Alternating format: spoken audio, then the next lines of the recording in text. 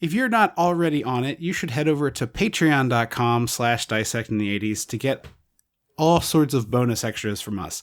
I think right now at the $5 tier, you're getting more than 30 hours of content, plus some great stuff coming. We have a full-length Lethal Weapon episode about to hit there, plus the annual secret Christmas-mentary.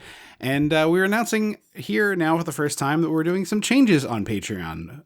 Starting next year, we will be bi-monthly. So the show is bi-weekly. Patreon will be bi-monthly. For bonus episodes. February, yes. February, April, June, August, October, and December. Because we like the Christmas-mentary, and we're going to keep that around. So you will get a bonus episode every other month on the Patreon feed. Those are full-length episodes. The Christmas-mentary has been shorter. We were not sure if that will stay shorter in the new version, but it's been something fun. We do a little commentary track to go along with it. So that's what we're thinking about doing. That's what we're doing for the $5 tier. We've been talking about it for a while, so that'll be our new going forward, which means you'll get an extra favorite Spewery episode, an extra spooktacular Absit Moa in the years when that happens, which is most years, but maybe not every. Yeah. And just more, I think the only one that doesn't really have a theme is August. I mean, June is Pride Month. We usually try to do something in there. Well, June has often been on the Patreon where the listener request month episode has gone because that's May, because it's been May for a few years. Well, May has been a 3-episode month for like 2 or 3 years in a row. So we usually do a listener request month when there's 3 main feed episodes and then also a Patreon. So we'll figure that out. Patreon listener request month might not line up with main feed listener request month depending on the year going forward, but there will always be a listener request month episode over there.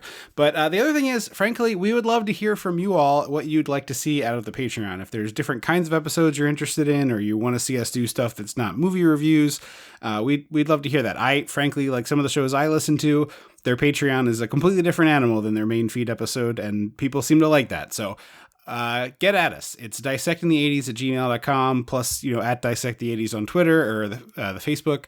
Let us know what you're looking for. What if you're not on Patreon, the thing that would make you jump over there is, or if you are a Patreon supporter, we'll put a thread up there too. But if you are a Patreon supporter and there's something that you would wish we would do or you'd like to see us do, let us know and we'll consider it. That's why we have stickers for Patreon supporters. So new folks will get all the bonus content from the archives, plus the welcome sticker and the welcome letter from the two of us, and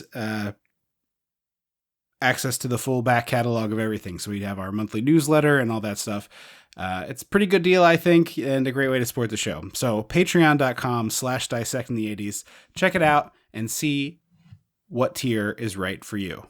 Welcome to Dissecting the 80s. I am Trip Lano, one half of the Mega Podcasting Powers. And with me, as always, a less sexy Ann Ramsey, the Macho Mandrew. Andrew Lano, although I guess that depends on who you ask. Firmly depends on who you ask. I was trying to change things up. It's the Christmas episode, so I decided to deliver a bird. Yeah.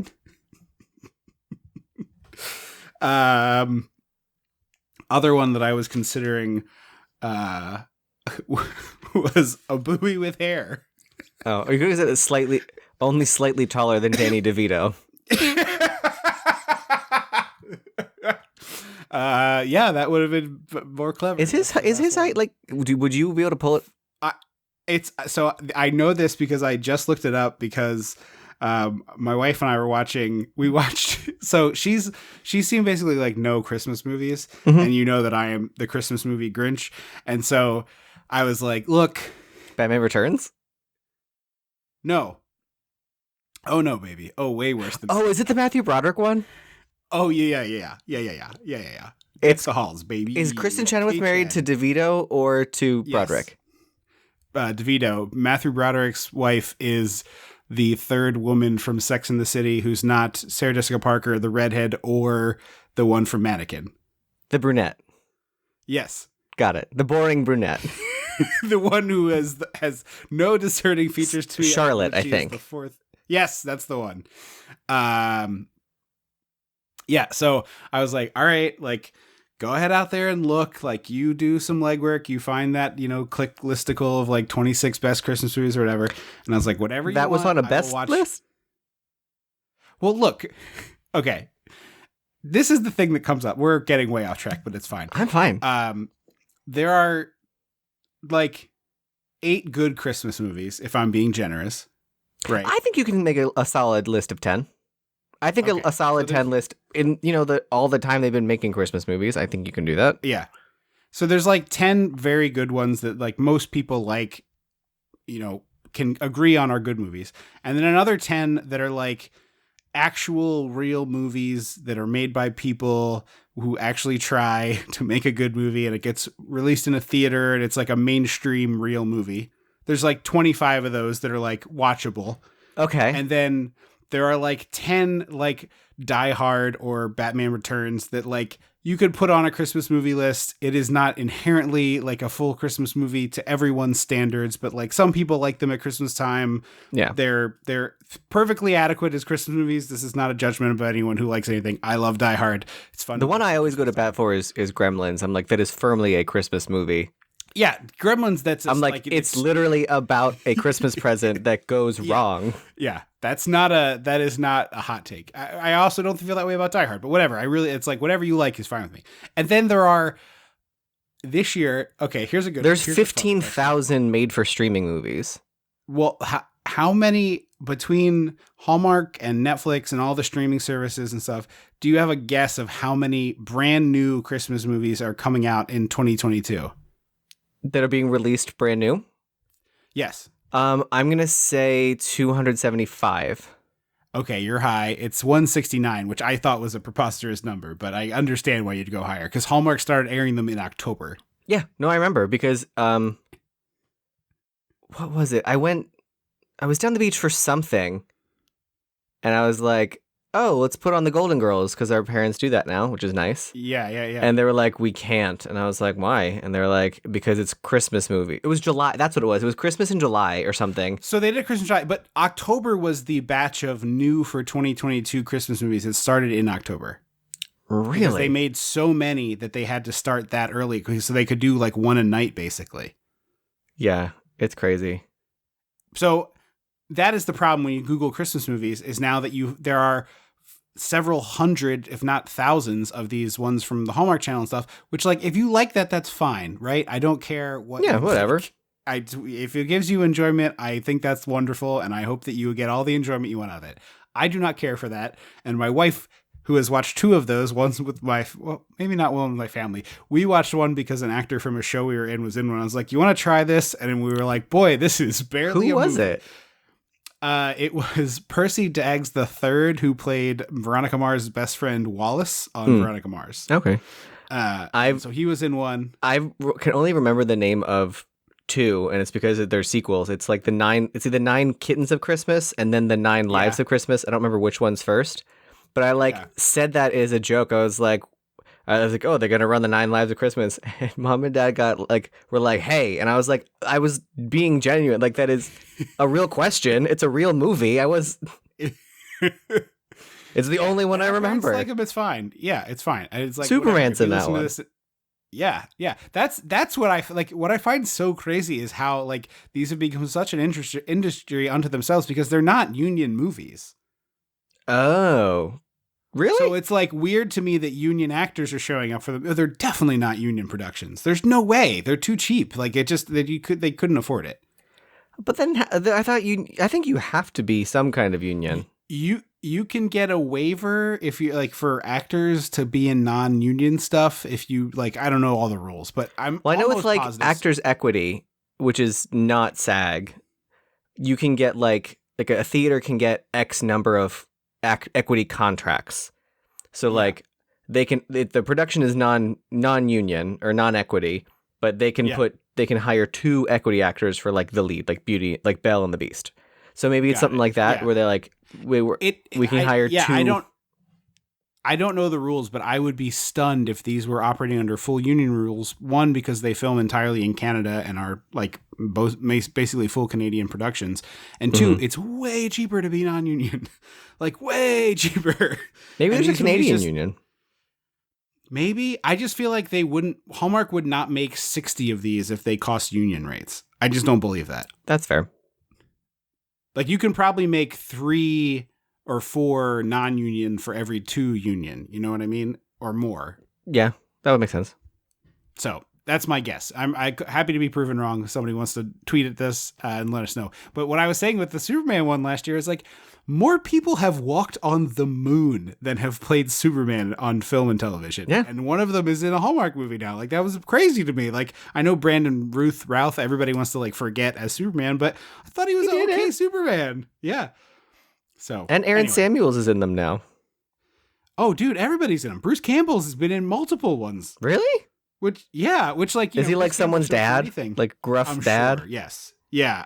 I'm almost positive. Mom texted us about it last year, and I was like, I am not doing. I mean, good for him. I'm glad he got a paycheck, but I am not going to watch this. I would watch the one he's in, hoping that he'd be the villain. He'd be the one who's like trying to buy the Christmas tree farm or something. I think he's probably like the smiley dad who eats cookies in a large sweater. That is my guess. You don't think he's like the I was thinking like curmudgeon dad. No, I think he's like barely in it. I think he's like, I'll be here for 3 days and eat some cookies in a sweater, and then I will go home to my wife. Because he lives in Washington State, so he can probably drive himself to Vancouver. Oh, yeah, you're right. And it's just like, all right, I'll see y'all later. Toot toot. And drives away. That's what I imagine. Low effort is what I would expect out of Bruce Campbell.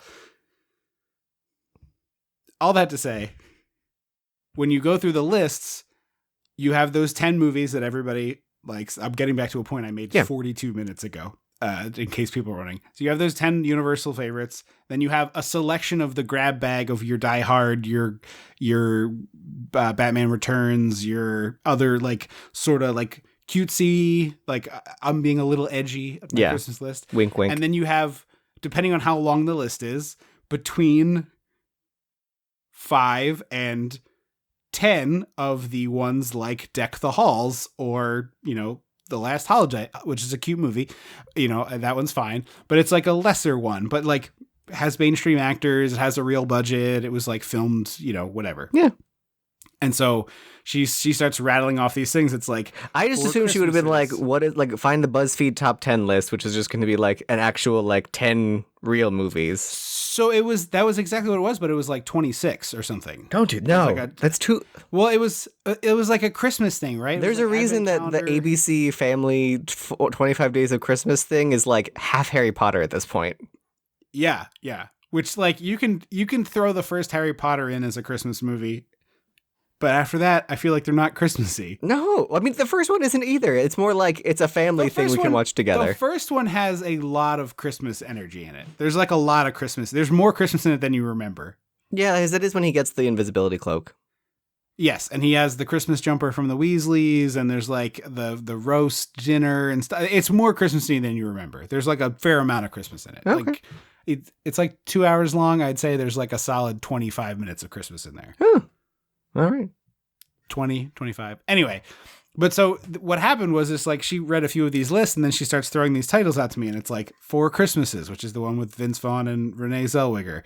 And it's like Deck the Halls and Christmas with the Cranks, which we've talked about on this podcast at length. And so I was just like, I'll watch whatever you want to watch. Like, you can pick She could have come to me. I could have given some decent recommendations. Well, she read like 4 of these lists, so we got some good stuff, but also we had this. And so I was flipping through some streaming service, I think it was Stars, and they had Deck the Halls, and she was like, put it on. And I was like, okay. And we lasted about 22 minutes, and she was like, I think I want to go to bed. And I was like, yeah, this movie's awful.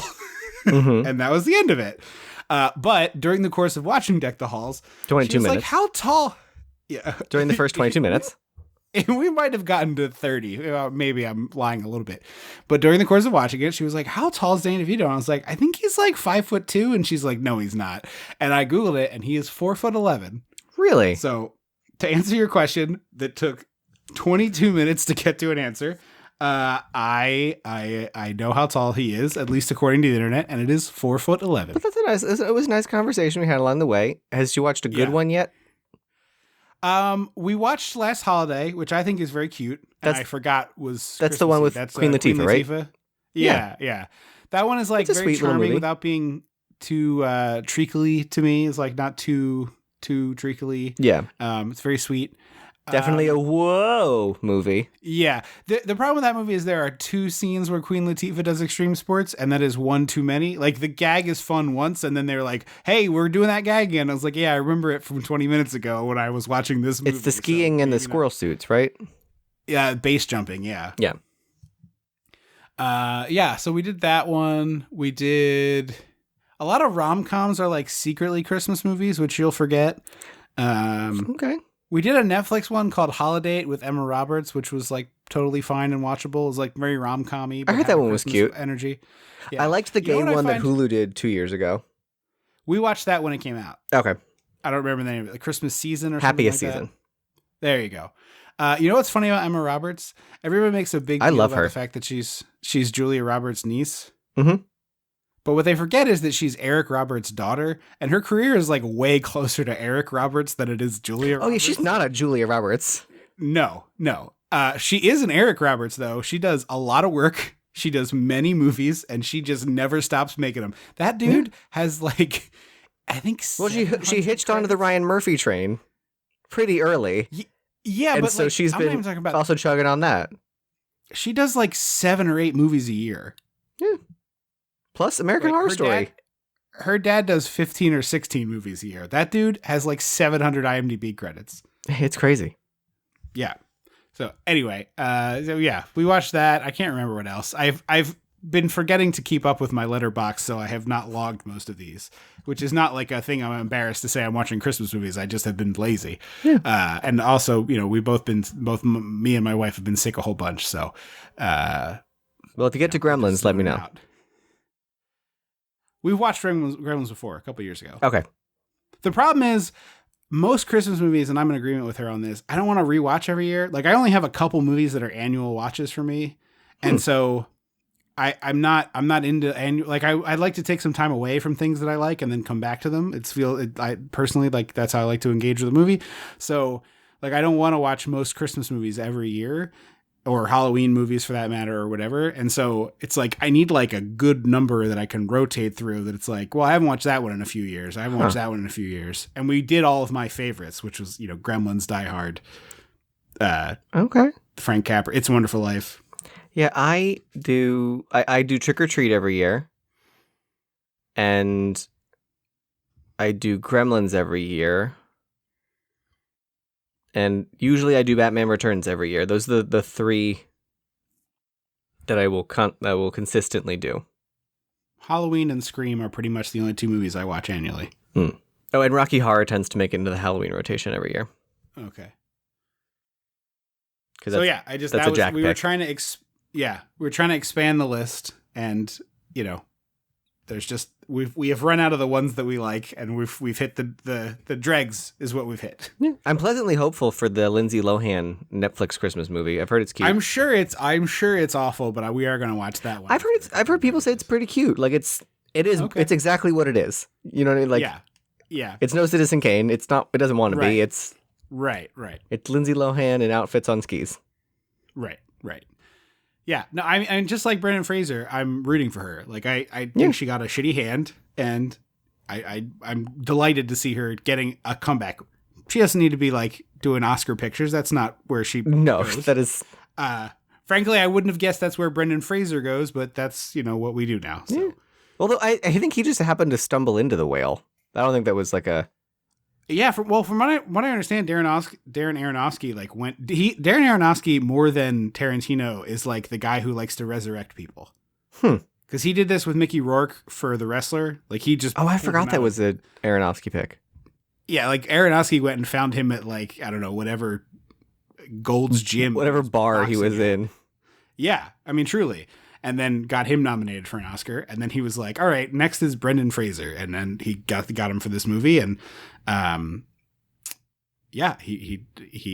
have like no interest in seeing The Whale. It seems deeply depressing as a movie. It does. What was a play first, which is so fascinating to me. Yeah. But I've loved listening to Brendan Fraser talk about this stuff. Mm-hmm. Like he talks about this role with like such a sincerity. And there's just I didn't expect to watch the whole like half hour. but it was him and Adam Sandler who had worked together before. They were in Airheads together. Oh, right. And so they're like actually friends. Like, I don't know how close they are in day-to-day life, but they have a friendly relationship with each other, and they were like interviewing one another, and it was delightful to watch. That's fun. And the best part of it was like how like they very clearly were invested in each other's careers, and Adam Sandler asked him, like, Adam Sandler was very engaged, which you don't see him do a lot in these kind of things. I mean, just being honest. And then it's kind of flips over, and Brendan Fraser's like, oh, I got this list of questions I'm supposed to ask you. And they're both kind of rolling their eyes. And he's like, I want to ask you other stuff, so I'm just going to go down these myself. And he reads off the like 6 questions they had him wanted him to ask Adam, and he just answers them like in rapid. Like for him? Yes. Oh, that's it was fun. very funny, and it felt like very accurate. It was just like boom, boom, boom, boom, boom down the list. He's like, all right, now let's talk about Punch Drunk Love. He like literally balled up the paper and threw it off the stage they were on. And he's like, let's talk about Punch Drunk Love. And then they just had this like very interesting conversation about, you know, acting and stuff. It was very entertaining. So anyway, Lindsay Lohan told a really funny anecdote that she's like, yeah, I'm still friends with Jamie Lee Curtis, but she doesn't call. Like, it's so hard to get her on the phone. And she also like doesn't believe that it's me when it's someone like text. I'm assuming that there was obviously in her dark period, people could have been, you know, saying all kinds of shit or like whatever. Sure. And so she's like, Who's relaying this story? I missed it. Lindsay Lohan is relaying this story about Jamie Lee Curtis. Yes. Oh, because they did that body swap. They did Freaky Friday. Okay. Yeah. Okay. She was like, so like I'll email her and she'll be like, here's an exam. And it's like a list of like personal questions about the filming of Freaky Friday. And she's like, and if I don't remember something, she's like, no, it's not you. So she's like, I'll have to like take a video of myself like, hi, Jamie, it's me, Lindsay, and like DM her on Instagram to try and get her on the phone. That's wonderful. Here's today's paper. She's like circling the date with a highlighter. Oh, that's great. That's very funny. Right? Okay, let's find the train tracks. I mean, I didn't care for this movie that much, so that's why I'm in. Oh, that's a bummer. I loved this. I was like so delighted by the whole thing. Okay, well, we'll get into that. You hate Billy Crystal is my sneaky suspicion. No, not really. Okay. It's not one thing. Like, it's sort of we'll get to it. Okay. It's Bill Murray you're thinking of. No, I was just saying I was adding Billy Crystal to the list. No. Yeah. Okay. So this is officially the latest this has ever happened in an episode. It is. There's editing to be done, but it is 22:41 by my eye. We watched Throw Momma from the Train, so you know what that means. We gotta go back. We gotta go dissect the 80s. It's your mama. Something's going on with your mama. When the mega powers explode. I'm talking about the 80s. Oh, yeah. Great Scott. Cream of the crop. Oh, yeah. Mega powers, yeah. When this baby hits 88 miles per hour, you're gonna see some serious shit. 22:41 is embarrassing. We've had a nice conversation. That is a podcast we make fun of level. Apparently people like that, so maybe we should just do more of that. This is, yeah. Well, if you liked it, you tell us. Maybe the new Patreon is just called The Tangent, and we just bullshit for a little while. Yeah, you guys throw random topics, the broadest topic you can think of, and watch us whittle that down. Yeah, or specifics would be fine. Like, whatever. I would be up for that. You let us know. It's dissectingthe80s@gmail.com. Well, no, because I know they're... I think it's better broad, because then they'll be like, the topic will be like food, and by the end of it, it's like, which is the best French fry scientifically? Like, that's where we'll get to. But wouldn't you like to get the French fry question to start? I feel like we could do 25 minutes on the French fry. Well, but that's what I mean. Like, we will take it there. Right, but weirdo tangent, like bullet train that like funnels down. By the end, we're like, the question was definitely the best French fry, and this is the answer. I feel like the food question might intimidate me, but the French fry question would invigorate me. That's what I think. But yeah, let us know what you would like, because we're open to doing other stuff. So we start with your classic like movie rendition of writer's block, which is always hilarious to me as a professional writer, that like what happens when you have writer's block is not oh, I'm like beaking at my forehead and like staring at a blinking cursor. I just look at Twitter or like Reddit or once I get to the point of that where the blinking cursor, I'm like, it's been 5 minutes of me staring. I need to stand up and not sit and stare. I need to stand and I need to do something slightly different. So I'm in the Billy Crystal camp. Yeah, I am never at the keyboard until I know what I'm doing. Like But you've never run out? Like you've never known what you're doing and then been like, Well, then it's time to pack. If I'm doing fiction, then that just means it's time to pack it up for the day. Okay. Yeah, it's just like, whatever. Like I when I do fiction writing, like I get into the zone and I am like watching a movie and just kind of dictating what's happening. It's like almost like a trance-like state when it works cool. well. And then by the end of it, I'm like, oh, okay, like the movie's over. Like I got whatever happened, and then I can go back and clean stuff up and stuff. But yeah, it's like very much like not my flow state for fiction is such that like once it's over, it's over. Okay. But when I'm doing the type of work I do day to day, it's like, oh, I got to write a press release about X, and I'll spend time like thinking about it. And then it's like, okay, I finally have that opening thought that I had. Okay, let me go write that down. Blah, blah, blah, blah. So Gotcha. I'm procrastinating and not writing, but I'm never personally just like staring at a blinking cursor because I'm just like, oh no, I'll do anything else. I want to go watch YouTube for 6 hours. Oh, that happens to me a lot. Yeah. And you're like, oh, I have to finish this now, and then you blah blah blah blah blah, blah nail something out. Also, I am a firm believer in the barf draft, which I have kind of done before, but heard kind of formally described by someone who used to work on The Simpsons, whose name I forgot, but I wish I knew. But he was like, no one ever wants to write the first draft of anything. It's the least fun thing to do. And so what I like to do is just like hammer out a first draft, and then the next day I get to come back and do the fun part, which is edit it. And so I just like make myself write, and it's like, who cares? Don't go back, don't fix a typo, don't do any fixing, just go forward. Like you get in the train and you push forward and you hammer a brick over the top of it so you can't pull the brakes, and then it's like you go until you're at the end, and then put it away, and then the next day you come back and you're the editor, and the editing job is fun. I like that. That's clever. So that's sort of my thought. But I really did relate to the part where he picks up the remote control and puts on the TV and is watching Kate Mulgrew, his ex-wife, playing this author who allegedly stole a book from him, which I wish we knew more about. Yeah. Also, I will say it's a lot of what feels like filler for a movie that just started. There's a lot of him at the keyboard with like balling up the paper and doing the like huffing and puffing. I'm like, this just started and it's 88 minutes long. Yeah. It's feeling really more now. Like 82. Yeah, it's really more like 82. This is a short film. Yeah. As far as these things go.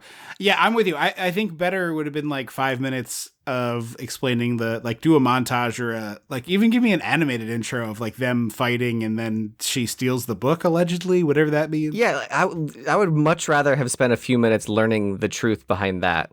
Because then it's funnier if she didn't steal the book. Right. Although I don't know how that would have worked.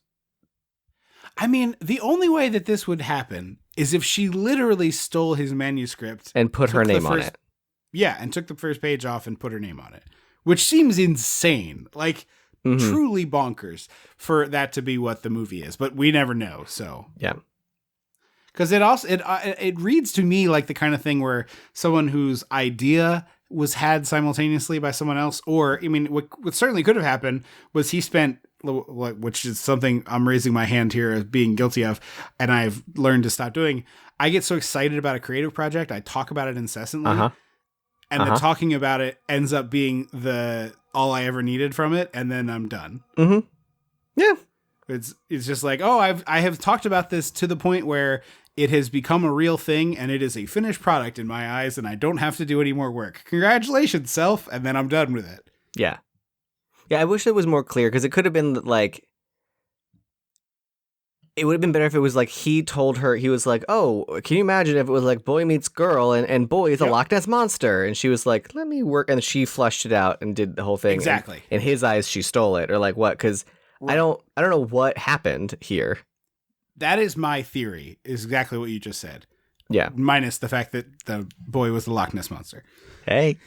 I did not have that exact idea. That's all I'm saying. I'm not saying it's a bad idea. I'm just saying I didn't have it simultaneously. So I love, like, Oprah is having a little bit of fun here. She's like, what does she say specifically? She was like, do you look in the mirror and just say, I did it? That, but the follow-up is like, and Kate Mulgrew talks about how her ex-husband was a beast, or was a jerk, or whatever she says, and Oprah's like, tell us about that awful beast. It's very good. It felt like a dream sequence, honestly, and I was surprised when it wasn't. That's going to be a lot of my rewrites of this movie is clearer, more dream sequence, clearer dream sequence, more weirdness. Sure. Yeah. Like, I needed somewhere, like in 9 to 5, the dream sequences are very clearly defined and, like, stylized and different than this real world. And in this, the dream sequences are, like, so seamlessly blended that it's like, when does it end? When does it start? How awful are you all? Right. What's weird about this movie, to me,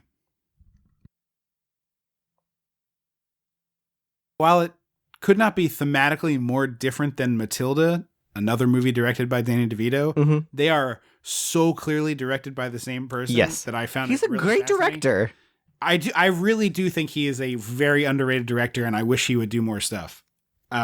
Maybe he doesn't care for it. I mean, there's a million reasons why he doesn't do it. It's a hard job. Yeah. But yeah, I Plus, mean, he found the golden goose with It's Always Sunny, so he doesn't need to do much anymore. Yeah. I think that's like the only time I can think of where a bad studio note ended up being incredibly important to a show. Because the note after season 1 was, you have to put a celebrity on the show. Oh. And they were like, no. And they're like, well, then you're canceled. Because it was originally just the 3 guys, right? And then they added... I think D was on the... I think the original idea didn't have D, but I think D is in the first season. It has been so long since I watched Sunday. What I remember hearing is that they basically were like, it's the 3 guys, and like, you need to have a voice of reason. And they brought D on, and they're like, and now she's not the voice of reason. And they're like, you need to have another voice of reason. They brought Frank on, and it was like, very clearly, he's not going to be the voice of reason. Yeah. So now you just have 5 monsters running around. Yes. Look what you've done. Yeah. But yeah, it was the thing that I heard, and maybe I'm remembering this incorrectly, but the thing that I remember about it was, you have to add a celebrity, and that they were like, oh man, like, well, we have to do this, we get canceled. And then they met Dan DeVito, and he like at a party or like for casting? I think they met him for casting, but like, they just so immediately clicked with him and had such a similar sense of humor and just liked hanging out with him that they were like, oh, okay, this will work. Mm-hmm. I agree. Yeah. So I think that's like the best studio note in history, because it did make the show better, because he added a craziness to the show that, like, it was already weird and he took it to a different level. Yeah. It's like Charlie is left unhinged and Frank is right unhinged. And so it's like somehow they both work in completely different scopes. Yeah. And he's a complete maniac on the show, and clearly, like, he's just having a ball. Like, and it comes across. Yeah, he's enjoying himself. It's like you totally see, like, he loves going to do work on that show, obviously, or he wouldn't be doing it 20 years on. I mean, the money is nice. I'm sure the money helps. It's the longest running live action comedy? Is that right? I think that's right. It just keeps going. Yeah. I mean, it's going and going and going. Anyway, so we cut from Billy Crystal to Danny DeVito and his mother, played by Ann Ramsey, who maybe is among, if not the best, I would vote best, but maybe I'm not thinking of someone, the best movie bellowers in history. Because a bellow is different than a yell. Yeah. It's a little bit more subtle, and her bellowing, like, "Get me a Pepsi," is just, like, unmatched in my eyes. Now I'm trying to think of others. Maybe there's others, I certainly, and the other thing I noticed, and it comes up later in a way that doesn't really make much sense. Danny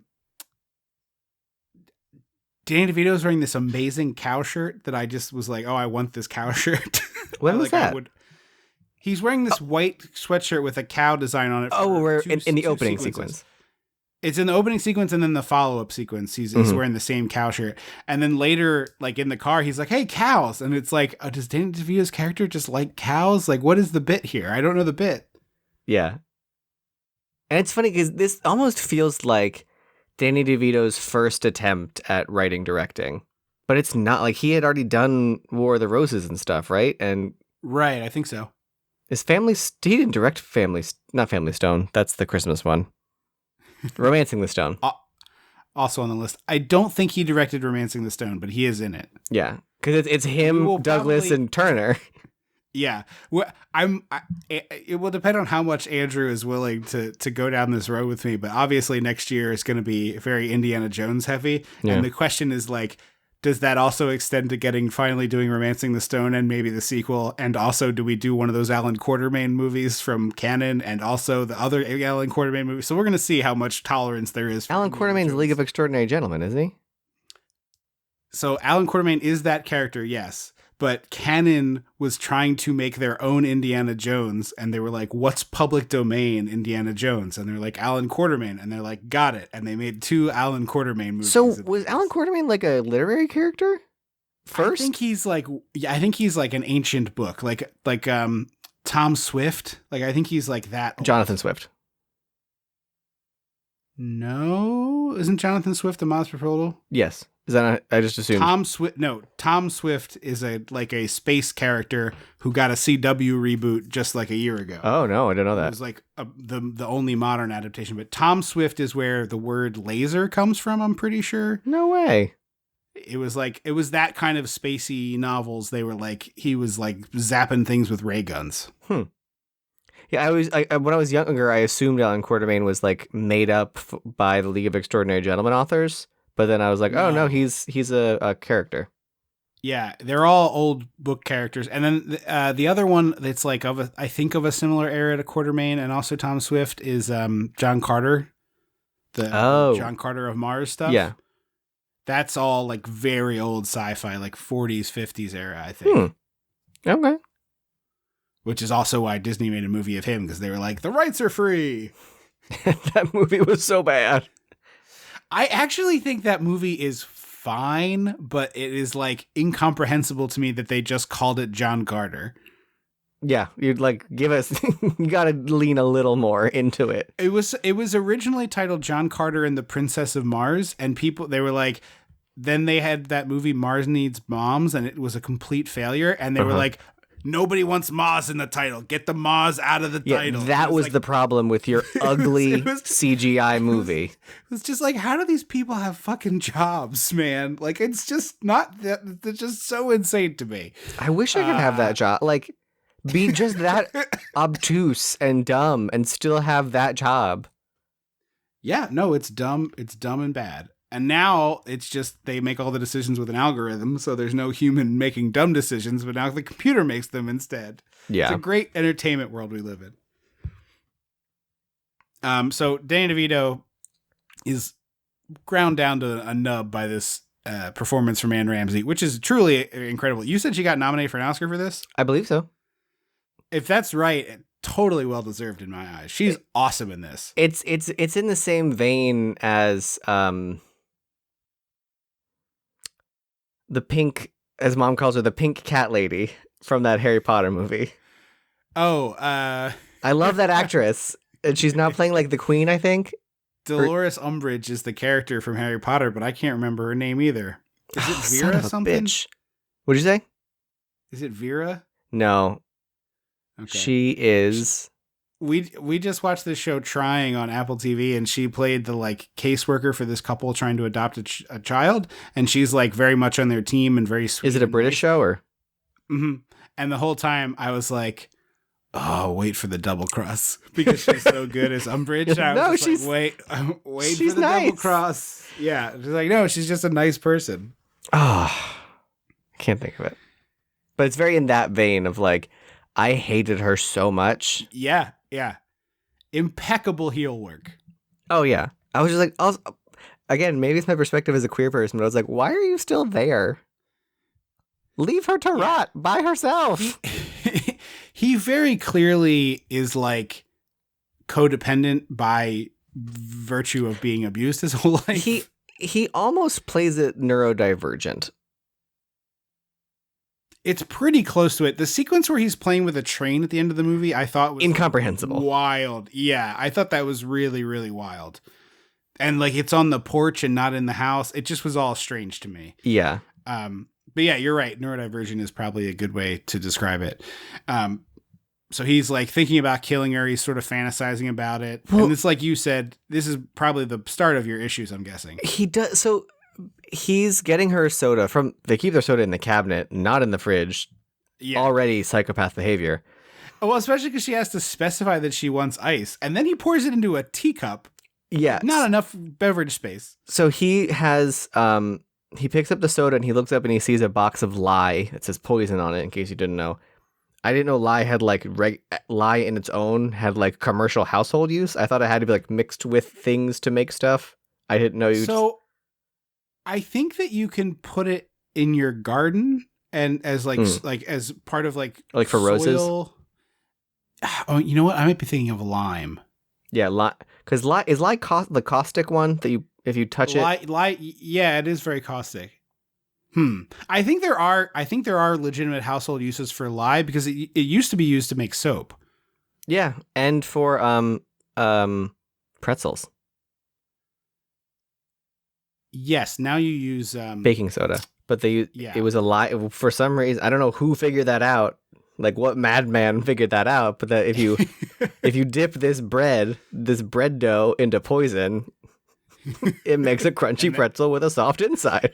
If you boil it in poison. Yes, if you boil it briefly in poison before baking it. Yeah. Yeah, that's a good question. I know that it has cleaning uses, so I could see it being... Because it does look like an ancient box, so it seems like maybe it's like an old product that's just hanging around. True. You know, like way past when you could buy it elsewhere. So he sees the lye, and then we see him pour it into the teacup and then put soda in and put a single ice cube in and hands it to his mom. Very great direction of this, by the way. Like, oh, yeah. Way that it's all like this is super tight on his little grubby fingers, like a raccoon.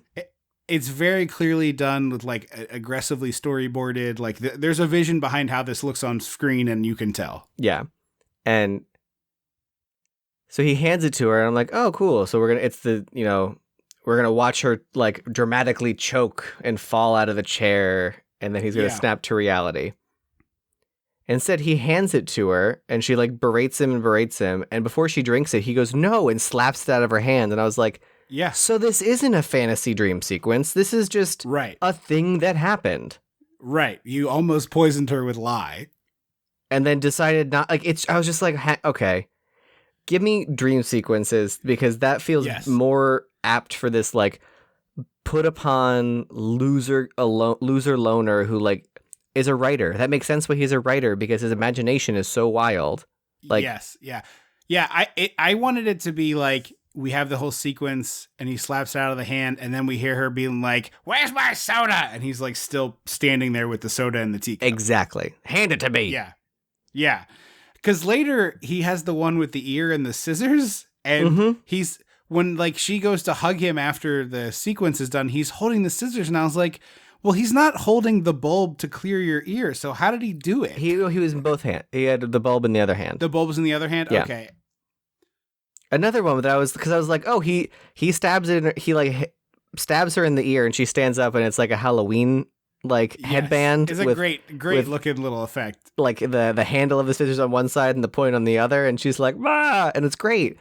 And I was like, so that's clearly a sort of dream sequence, but he's holding the scissors, which blends it too much. Yeah, yeah. We cut from this to Billy Crystal teaching a writing class, and this is one of those great small part performances that I just like to highlight on the show. The lady? The actress, yeah, she gets a few other lines, but she has zero talent and thinks she's amazing, and the performance is so perfect for like this exact person who I think everyone listening to can relate to, having experienced this at some point in their life, whether it was writing, whether it was singing, whether it was whatever. Call it my entire college career. That's what getting a theater degree is. Most of it is just smiling pleasantly at people. Yeah. And it's like, oh, you think you're so much better than you actually are. And like, we're two kind of judgmental asshole people on this podcast. So, we have perhaps slightly higher standards, but this woman is not good. And she plays it like she thinks she's about to, be a bestseller. And it's like, oh, sweetheart, you need some assistance. bad.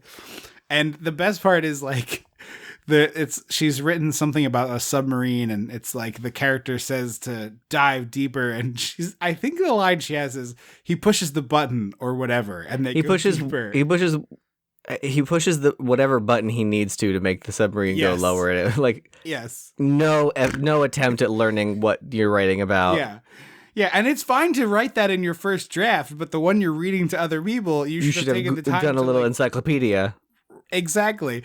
And Billy Crystal gives her that exact note, which is just like, mwah, chef's kiss, because she looks annoyed that he would even suggest that she learn something. And she didn't even grow up being told she was gifted by her elementary school, which then ruined her for the rest of her life. I mean, it's possible that she was. I don't think they did that in the 40s or 50s or whatever. Advanced classes. Did I send you that thing that was more and more? I'm wondering if the gifted means just not yet diagnosed with ADHD. Probably. But did you see that thing that was like veterinarian finds exotic bird, turns out it's a pigeon covered in curry powder, and it was like, I've never seen a more accurate representation of a gifted program. Not in my life. All right, come on. Give yourself a little credit. You're a smart person. I know, but that's basically what happened. They're like, you're amazing. You're great. Now it's like the real world where it's like, not really. The perspective has shifted.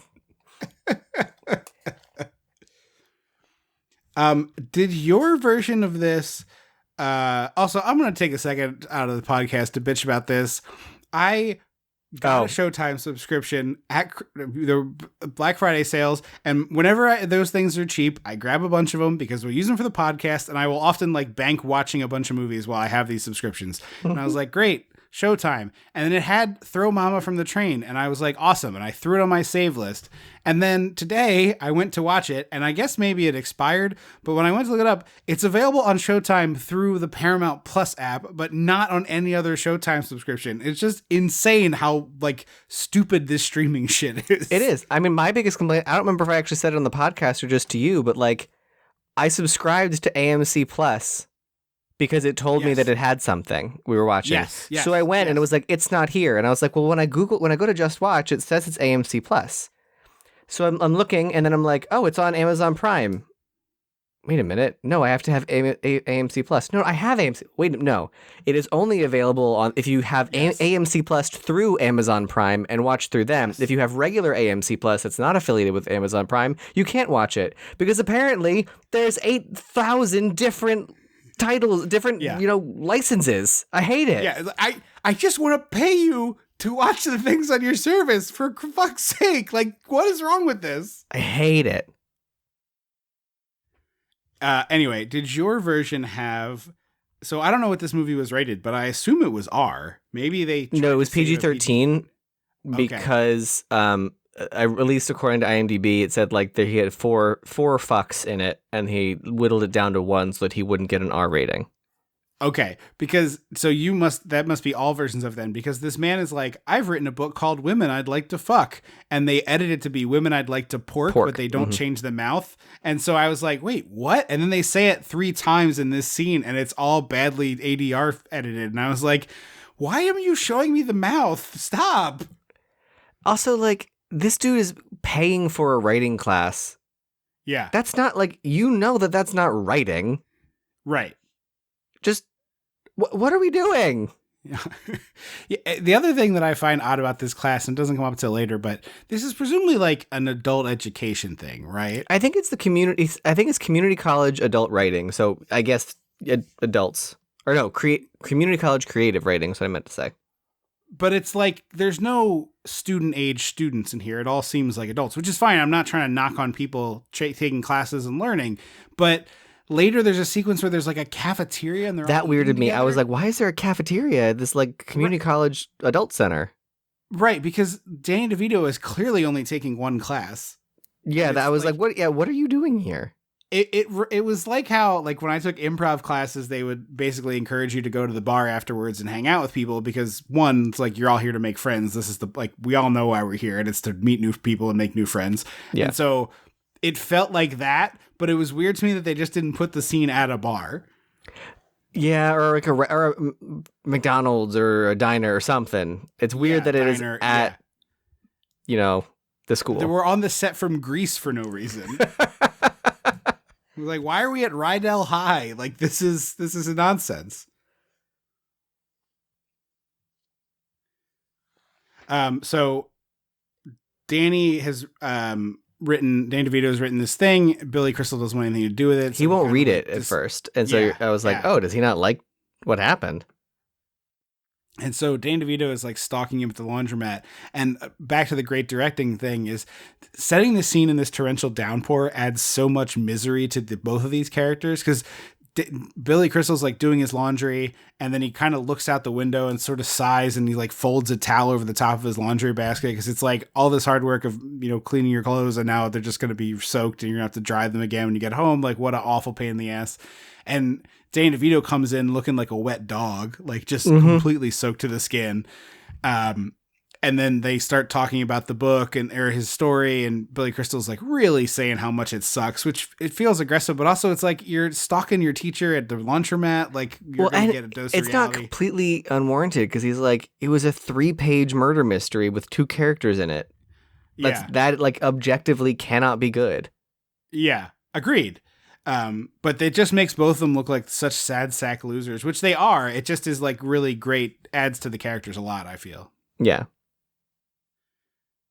So this is where we get the fake scissors through the head thing that we talked about a little bit with Danny DeVito and Ann Ramsey. And then we go to that.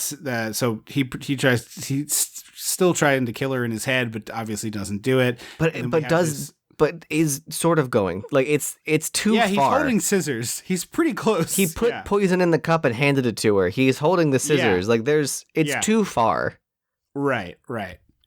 So then we're back at the school at Rydell High. This is actually where that scene that we just talked about is. And also the other thing I noticed in this scene, I don't know if you caught this, but like clearly the costume designer got a good deal on formless sweaters because Billy Crystal, the woman he's like sort of kind of dating, and then 2 of the students are all wearing these like very mid-80s like unisex sweaters. Like there's no big baggy sleeves. Right. But like, it's not even just that it's baggy, it's that it's cut so straight down. Like it doesn't taper for anyone. It doesn't flatter anybody's waistline or natural waistline. Like there's no part of it that flatters anybody. There is not a person alive that could put this on and it's like, oh, that's a flattering garment for you. Like not one. The skinniest person, the fattest person, somewhere in the middle, someone who's 6 feet tall, someone who's 16 feet tall, like all of them would look equally bad in the sweater, and they're all wearing them. And Billy Crystal, like every time he hears his ex's name, he just like starts screaming slut, which like, yes, it sucks. If that's not the complaint you have with her. She didn't cheat on you. She didn't like. Although, he's also obsessed with her sex life. It's like, it's your ex-wife. It's none of your damn business. It's very bizarre. And so like the woman he's sort of dating, also she's like, you missed our date. And I was like, I didn't know you had a date. Right. It would have been fun for the movie to let us know that. Yes. Yeah. And so he ends up like snapping about his ex-wife in the middle of this cafeteria.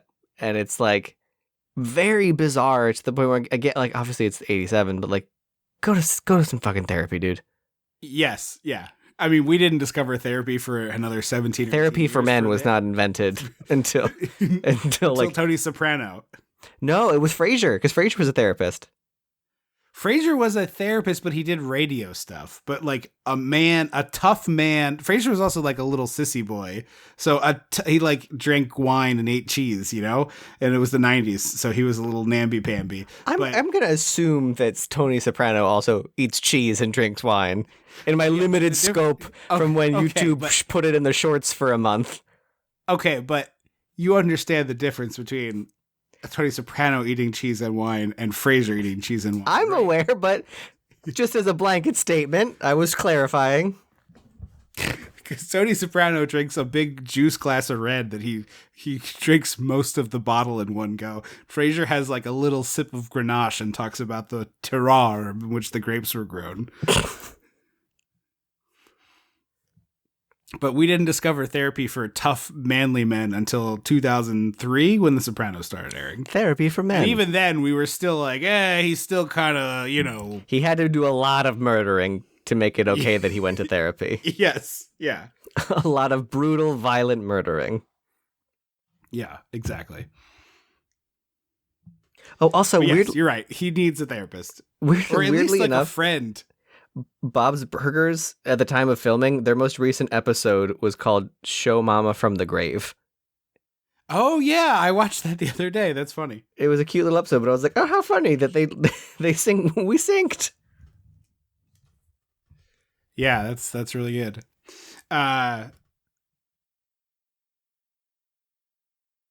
So he's like... So we have a lot of sex metaphors with trains with Billy Crystal and his lady while they're on this like makeup date. They're sitting in like a children's train somewhere. It's bizarre. And she's like, I want to fuck in this train. And it's like, well, maybe not in the children's train, There's a car, there's a picnic blanket. Yeah. Like either one of the homes that you two rent or own. Yeah, but if you want to do something spicy outside, whatever, do it not in the children's train. It seems like it's their first time as well, which is interesting that she's like, no bed, baby. Get me on this children's train. This metal children's train. And I love that we like slowly pan back to cars and there's Danny DeVito and the way he makes himself known to them is to just loudly crunch into a potato. Because the camera pans down and holds on this like giant chip. Like it's the chip that you pick up that you're like, oh yeah, I won the bag lottery. Yeah. And then he crunches it. And they're like, what are you doing here? But they also made about 1 billion train sex metaphors just before this happened, which I was quite enjoying. Yeah. So he's like begging for feedback on his story. This is where I realized that he could have become like a 24-hour photo type villain. Oh, like a stalker type. Yeah, like what's wrong with my story, professor? Yeah. Like that kind of shit. Yeah, I think that'd be dope. Because I think also the later I wrote, this concept for a movie, what ended up happening, would make a really interesting psychological thriller. Yeah. Or it could be a horror movie where Danny DeVito is just like a villain that you wouldn't suspect as like, I'm stalking my teacher for the perfect feedback. Yeah, and then like the whole switcheroo thing of like, oh, I think he's going to kill my mom or my wife or whatever, so I'll kill his wife first, and it's like a really heinous act is or like it could have been that like he committed a murder and wrote about it, and then when Billy Crystal gives him advice, he's like, okay, and the next murder he commits, he uses his advice, and so he like take maybe like a few murders in before Crystal realizes that like he's helping him craft this perfect murder. And how to get away with it, like the alibi stuff. Yeah, that would be good. I'm going to delete all that and we can make that movie. Fair. That's ours. No one take it. Yeah. TM. We get Rob Reiner's one scene. We will make the Danny DeVito villain murder movie. Yes. Yeah, exactly. And Danny DeVito will direct it. Of course. We just have to put a part for Lucy in. That will be the catch. Yeah. I don't really know her from anything, just that YouTube video. 5 episodes of Always Sunny that she got put in. Oh, really? I mean, I was not watching by then. Yeah, just the YouTube video of them doing the lie detector test and Danny DeVito being adorable about Michael Keaton as Batman. Yeah, they were promoting something together. I don't remember. I don't know what. I didn't see anything in the description because normally it's like, catch Danny DeVito and blah, blah, blah this September or whatever. Was it possibly a play? It could have been, because all of those lie detectors are like Elizabeth Olsen did it for Multiverse of Madness and blah, blah, blah, blah. Yeah, they're all advertising. Yeah, they're fun.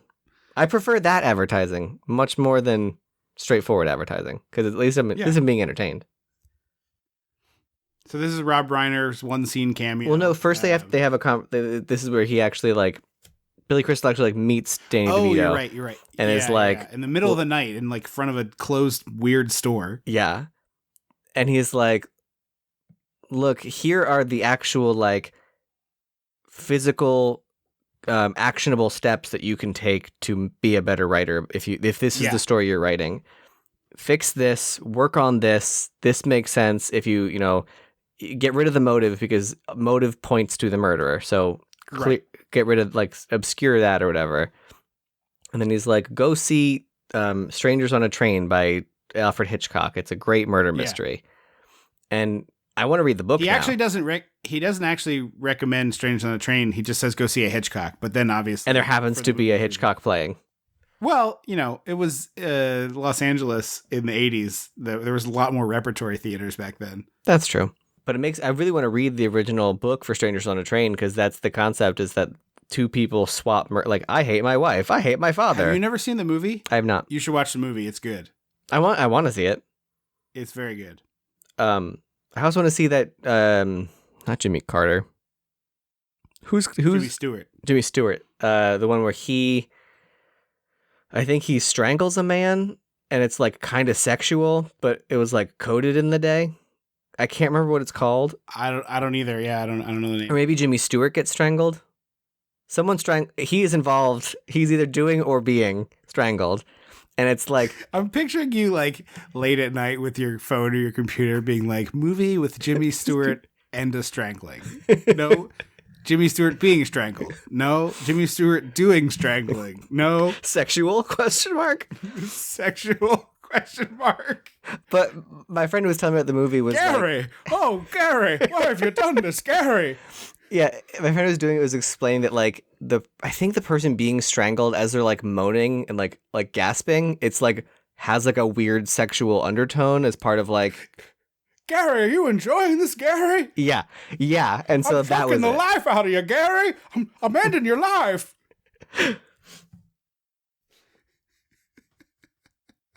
Now we'll have to figure. We're gonna get either comments telling us what exactly that movie is, or we're gonna have to tweet it out. Or next episode, we're gonna be like, "Here's what it is." I can only get into Jimmy Stewart by saying Mary. I was like, "I want to live, Clarence." Clarence and Mary are both good key phrases to get you into it. Yeah, I want to live again. That movie is the error of my ways. That movie was on at Thanksgiving, and so I turned it into instead of Clarence, it was like a mean gay was his angel. Like, wow, everyone's a lot better off. Like, this has a lot more fun without you in it. Are you sure you don't want to kill yourself? Yikes. Yeah. If Jimmy Stewart hadn't existed, there'd be prostitution on Main Street in Pottersville. Yeah, it's also really adorable. Like, what is it, 1960 something? 50 something? No, 1942. Like the 1942 version of like Biff's Hill Valley is adorable. It's not 1940. Is it 47? It turns 75 this year, so it's 47. Yeah, but like whatever the 1947 version of Biff's Hill Valley is adorable. That it's like there's pool halls and dancing. No, there's literal prostitution. But I don't like walking around prostitutes. I didn't see them. They have like whorehouses. Like every third place is a brothel, basically. I thought it has a different word for it. I thought it was just like dancing, like a nudie bar. It's clearly like a nudie bar, but they arrest the women for prostitution. That's like the paddy wagon pulls up and arrests all the women. Oh, I don't remember that arresting part. Yeah. There's like a paddy wagon that they're loading the ladies into. Oh, I just thought that was sexism. That was Garden Variety 1940 sexism. Yeah, you can't enjoy your sexuality into the wagon. That's for men to enjoy. That is a movie I think is pretty much perfect. I think it's wonderful. I just want it to end like the SNL sketch. That's my problem. Like Mr. Potter needs to get a crowbar to the knees. I get that, But like the true victory is community over capital, I think. Yeah, but here's the thing. Who in that community is going to turn anyone in for murdering Mr. Potter? Yeah, I mean, It's a Ken Rex McElroy situation, baby. No one's ever going to say anything. Yeah, you'd probably get away with it. Yeah. Oh no, and we have found a will that says he gave all of his money to the town. How crazy. That part would be a problem because no one would believe you. Well, it's notarized and signed. What are you going to do about it? That requires the town part. The murder, I think you get away with easy. The other one, I'm not sure. I think that town wants money too. I think the problem is like, so in order to get the notary thing, you need a lot of people to keep the lie, but the murder is just one person keeping the lie. You know what I mean? No, it's the town. The whole town keeps the lie with the murder. No, it's like you have one person do the murder, and then everyone else has plausible deniability. And they're like, I don't know who did it. Well, you get one notary public. And someone has to forge Mr. Potter's signature. Probably the notary or the same murderer. I'm just saying, it's a lot to put on one person. I think the movie ending is improved with let's murder Mr. Potter and steal his money. No, that takes away the message. It's beautiful. Yeah, the people are taking back the town from the tyrant. They do. That's what I'm saying. It's like they symbolically murder him without actually doing it. You don't need the violence. Yes, but if you don't murder the evil rich white man, he's going to keep doing the things. But that's the thing is they beat him at his own game. It's so much more beautiful. Yeah. That's what he'll keep villaining. That's like yes, but I'm saying they have figured out how to defeat him with his own methods. That's the beauty of it. It's not only did they beat him at his own game. If you think rich white man isn't going to outmoney these people he's like so close to death. They don't have to beat him that many more times before he just croaks. I just imagine within 2 years, he's like, well, I have all the money again.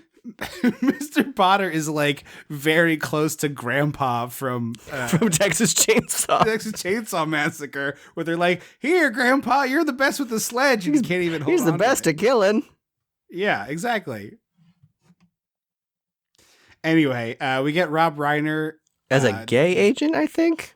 Yeah, it's like 10% less over the top than I would expect it to be for Rob Reiner playing a gay agent, but also it's like, why does this character need to be so mincy? What is the purpose? Yeah, I was like, is it like, I think it's just supposed to be his assistant with him, but it feels a bit like a boyfriend. Yeah, it does very much so. But there's no, like, normally in these movies, there'd be like a line about it. Yeah. Yeah, very clearly this was just like, hey, Rob, you want to come do a day on my movie? Yeah, sure. It sounds fun. Yeah. And then my favorite sequence of the whole movie is Danny DeVito breaking into Kate Mulgrew's house. Yes. It's great. He's like sort of sneaking around. He's putting on these leather gloves very meticulously. She's doing makeup in a little mirror. And then her gardener comes in who she's stooping. And he's got this like old, like black and white horror movie villain walk with his, he's like Frankenstein's bride. Yes. Yep. The Mummy. The crazy old lady in House of Haunted Hill. Vincent Price. Yeah, thank you. Who glides away. Yeah. I was like, oh wow, he's really Go ahead.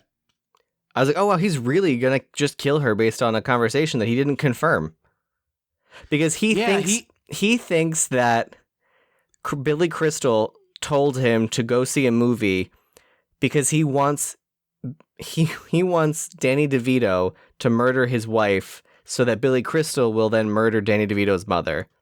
Yes. He's gleaned all of that from this conversation where they explicitly don't say that.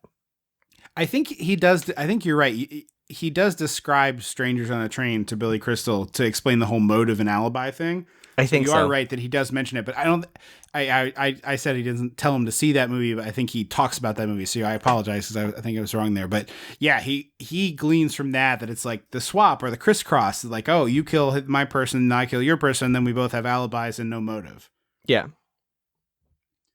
But I also love Kate Mulgrew's character has this like real nouveau rich, like I've been I'm a worldly traveler, and so there's like random mishmash of like different cultures, artifacts. It reminded me of the scene in Forgetting Sarah Marshall where she's like laying down in bed with Russell Brand's character, and he's shirtless.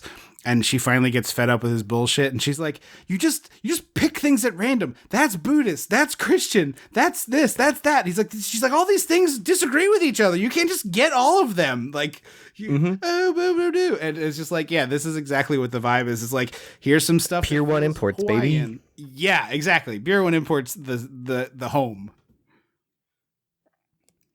And I love they're on the couch like kissing, and he's making weird dog rough sounds, which I don't quite follow. And it's a thing for some people.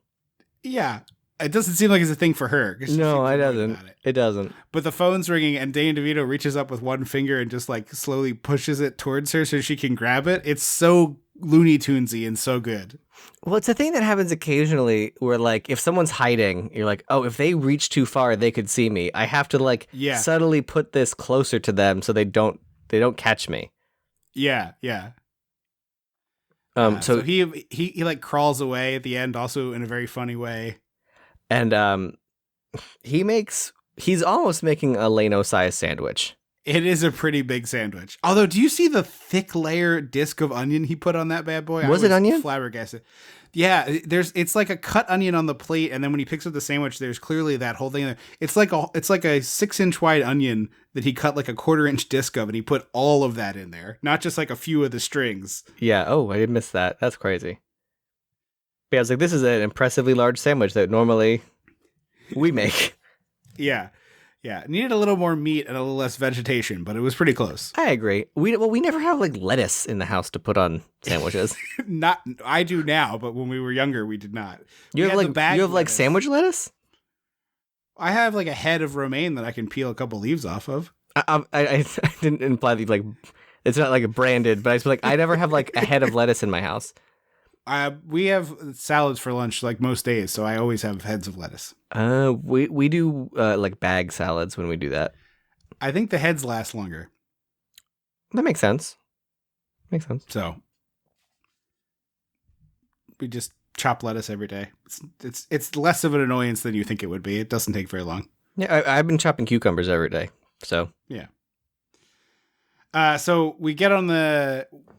She's taking the boat, like a boat to another island, which is confusing to me. Yeah, he's in Hawaii. It's definitely not a thing. Yeah, but it's definitely not a thing anymore in Hawaii. Like if you have to get between islands, you have to take planes.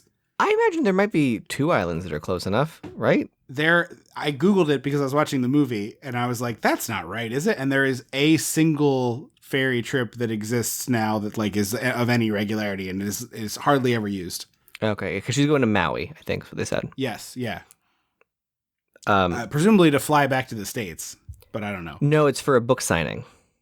Oh, okay. So he's like plotting to kill her, and he's got like a lei, and he's walking around the boat and stuff. And then she's climbing up on the railing to get a lost earring, and it's so Looney Tunes-esque. He's doing the Frankenstein walk again, and then he puts his hands up. Like she climbs up on the railing, and he holds them out like he's like to strangle, and then she dips over the railing so her like butt's in the air and her legs are wiggling, and you hear like a slide whistle, like that's what it is, a slide whistle, and he tips his hands back for a push instead of a strangle. Yeah, it's very, very funny. And then we hear her go over the boat. No, we don't. Oh, you're right. It cuts away entirely, so you don't see anything. Yeah. And I was like, oh. Which made me start to, like, the rest of the movie, I was like, is this all a weird, elaborate hoax on Billy Crystal? Yeah, DeVito did not seem capable of pulling off that ruse, so I don't think he was the mastermind. I thought maybe, like, Kate Mulgrew. Yeah. I thought it was going to be, like, Kate Mulgrew was, like, turned around at the last minute and was like, what are you doing? And he blabbed, and she was like, great, tell him I'm dead. That would have been an interesting twist. I did not expect her to be actually dead, so it wasn't a big shock to me. Spoiler, she's not dead. We find out later that she wasn't. But I was like, the way the rest of the movie played out, I was like, oh, they really are leaning into the she's dead thing, huh? Mm-hmm. So Billy Crystal is drunk on the beach, and passes out, wakes up the next day. There's an odd. I love this like transition. From the classroom to the Yeah. bed. Okay. It's so weird and cool. Yeah. So like I for a split second was like, wait, is he in the classroom? Like even after he picked up the phone, and I was like waiting for to reveal that he had slept in the classroom somehow. So it was very odd, but it worked. It's Once I saw he was in his bed, I was like, oh, he's not in the classroom. If he was like on a desk or something, but it's literally, they must have like built the sets that had the classroom and his bed in it so they could just pan, because there's not really a break. Yeah. No, there isn't. Yeah, you're totally right. They absolutely put the couch in the classroom. But the students are all like wondering what's going on. Dan DeVito's not there, and then we find out Billy Crystal's not there either. But I already picked something as my favorite sequence in the movie. This might be tied with it or just under it. Dan DeVito keeps calling him, saying like a few things. Oh, I love it so much. So he can't be traced. And the calls are coming like 10 seconds apart, but every phone is a different look, like a different vibe, and also in a completely different place. I laughed so much at this sequence. It's so delightful to me.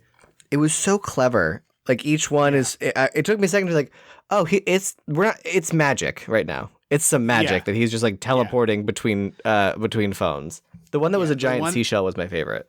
Yeah, the shell phone is amazing. There's one that's a pineapple. Another one that I really liked is like there's just a horse in the background right behind him. He's like in a field. Yeah. And he also it felt very Mel Brooksy. Yes. Except they wouldn't be hanging up. It would just be every time we cut back, it's a different phone booth. Yeah. But Billy Crystal's like confused, like what he's talking about. And then, my favorite line goes, I don't want to say what I did, but all I'll say is that I killed her. It's like, so good. Such a good great. Line. And Billy Crystal immediately spirals after this because he's like, they're going to pin it on me. And they cover some of this later in the movie, but I kept thinking, I was like, I know air travel was different, but like certainly the plane company knows who was on its planes that day, right? Yeah.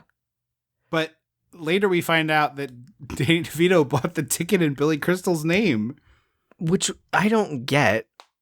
That when I heard that, I was like, oh, maybe it is subterfuge of like, it's Kate Mulgrew's like, we're really going to frame him for this. Yeah, I think it was just back in the day you could do stuff like this. And you didn't have to show your ID to get on a plane? So I just recently, I was on my honeymoon. We went to Australia and we flew a bunch of domestic flights in Australia, which I'd never flown domestically in any other country before. And domestic flights in Australia, they're like, arrive at the airport 30 minutes before your plane takes off. And I was like, well, that's insane. We're not going to do that. And we got there like, I don't know, an hour and a half early, like we normally do for American flights. And security there, they never check your boarding pass. They never check your ID to go through security. And so like we went through security and I was like, oh man, I forgot to mail this postcard. And I was like walking around asking employees of the airport, like, hey, is there a post box? And they're like, oh, it's out front. And I was like, oh, okay. And they're like, well, just go out and go to it. And I'm like, I can do that? And they're like, yeah. So I left cleared space, walked out front, dropped the postcard in the post box, and walked back through security, this time with just my phone and my wallet, like easy peasy lemon squeezy, no big deal. The only time they check they check your boarding pass, and I think they checked your ID as you boarded as well. But like as you were physically getting on the plane, they verified that you were the person who's supposed to be on the plane. Huh. Interesting. And again, I can't remember what, I think they also checked your ID, but I don't 100% remember. And I took 3 domestic flights in Australia and it wasn't memorable enough that I remember. So, because you need a boarding, like in America, you need a boarding pass to get through security, right? Like you need to just walk through security. Yeah. No. But in Australia, you can go like wait and meet people at the gate if you wanted. Huh. So they're living in the 80s movies. Yes, exactly. Huh. But I guess back then you could just buy a ticket under any name and use it. No one ever checked your ID. Wild. So Billy Crystal's spiraling and he runs over to his coworker friend's house, and his coworker is in bed with a woman, and he's like spiraling. He's like, I was with you last night and I left the club at 1 and I couldn't have possibly gotten to Hawaii at, in time to kill her. And he's like, yeah, that makes sense. Which in my head, I was like, yeah, it seems crazy that you would have gone to Hawaii and back. And yeah. And then the woman he's sleeping with has this weird encyclopedic knowledge of plane travel. She's like a flight attendant manager.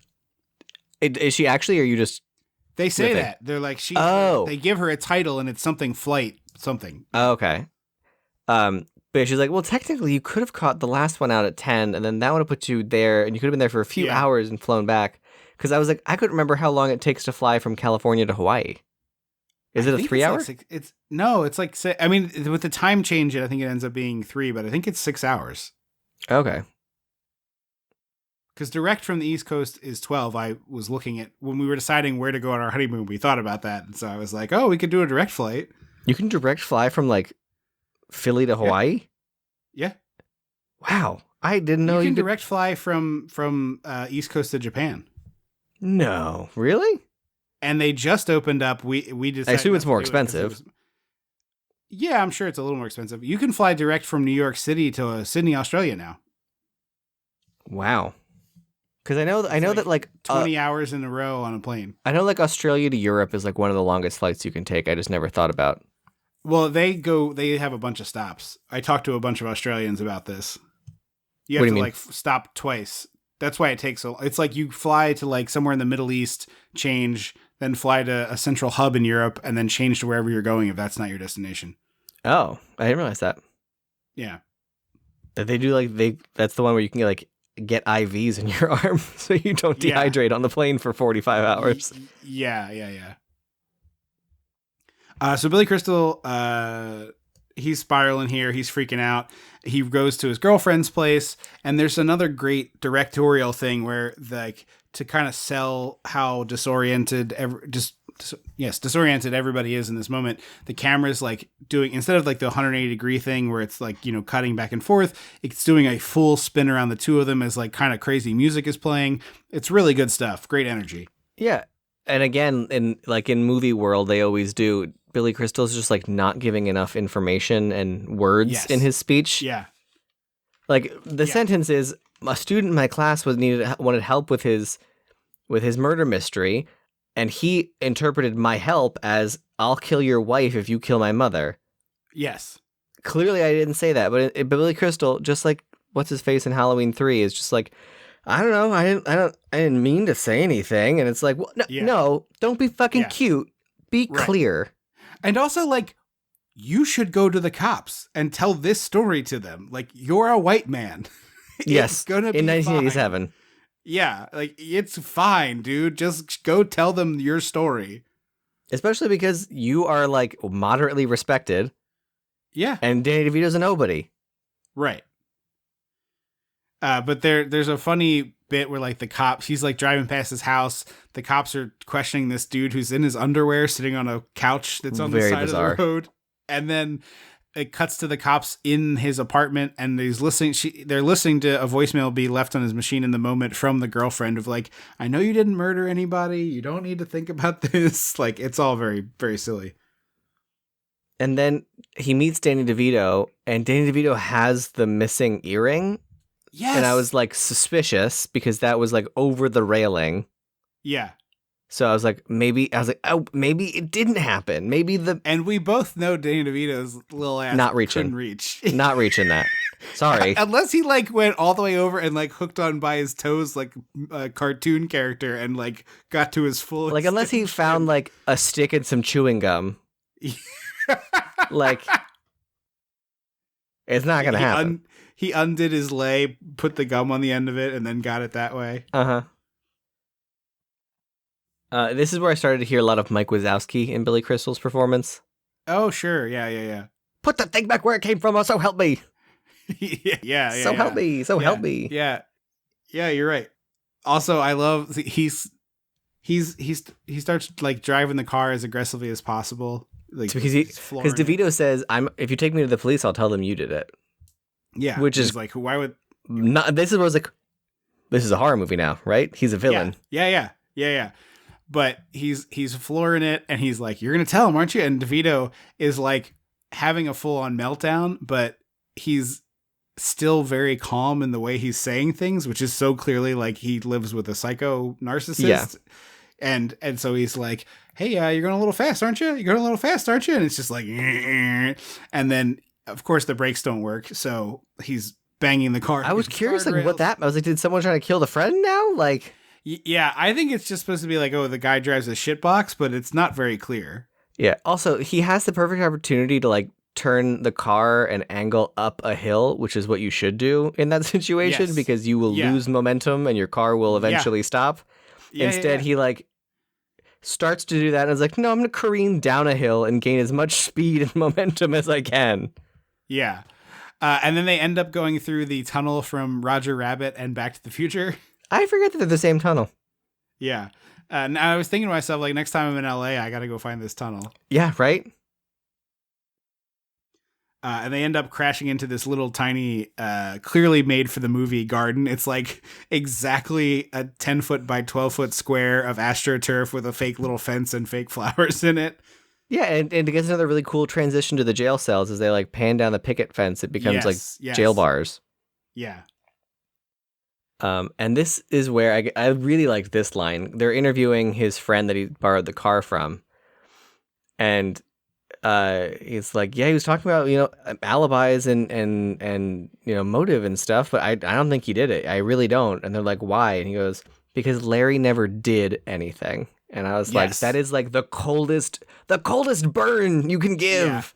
Yeah. But so accurate. Like, having watched the movie, so accurate.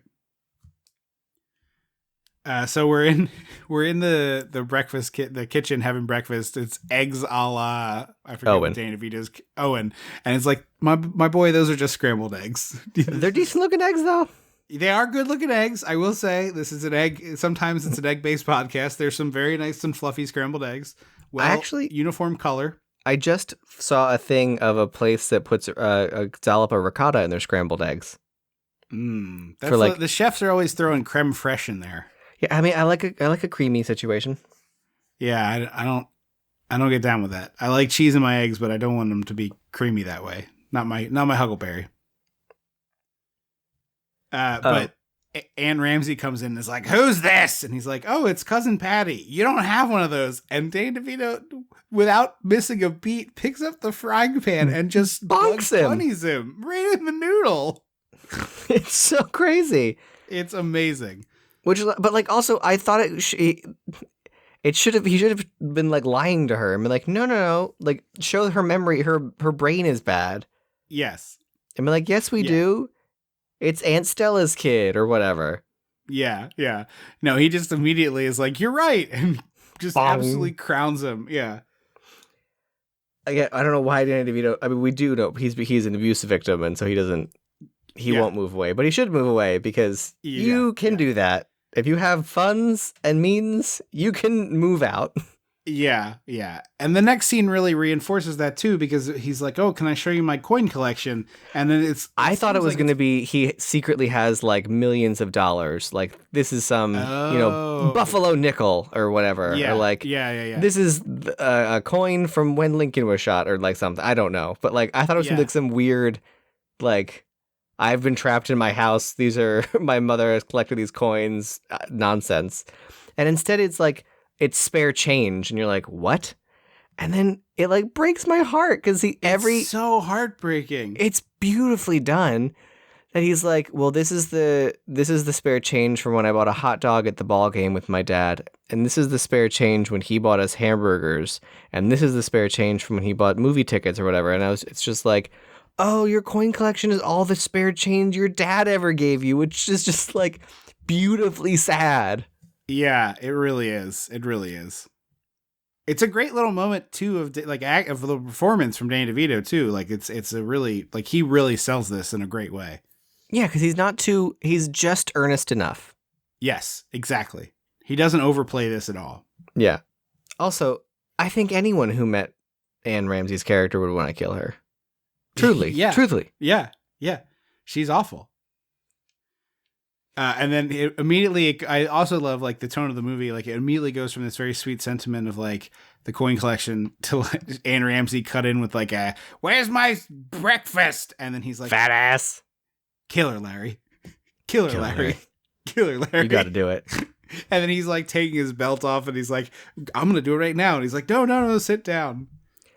And then we cut to the police interviewing the girlfriend, and they're like adamant that Billy Crystal did it. And I was like, people get murdered by strangers a lot, right? Like, it's not uncommon for a person to have been murdered by a stranger. Yeah, I think the reason that they're not doing that, though, is because they have a message on the machine from this woman to Billy Crystal being like, you murdered her. Fair. Which is a little different. And then this woman immediately crumbles under like the most basic of interrogation. Well, first she's holding up. She's holding strong. Yeah. She's like, I never said I saw him. I never said this. And then Yeah. And then she slips up and it's like, well, damn it, Mary. Yeah. So also at this point I wrote still no train.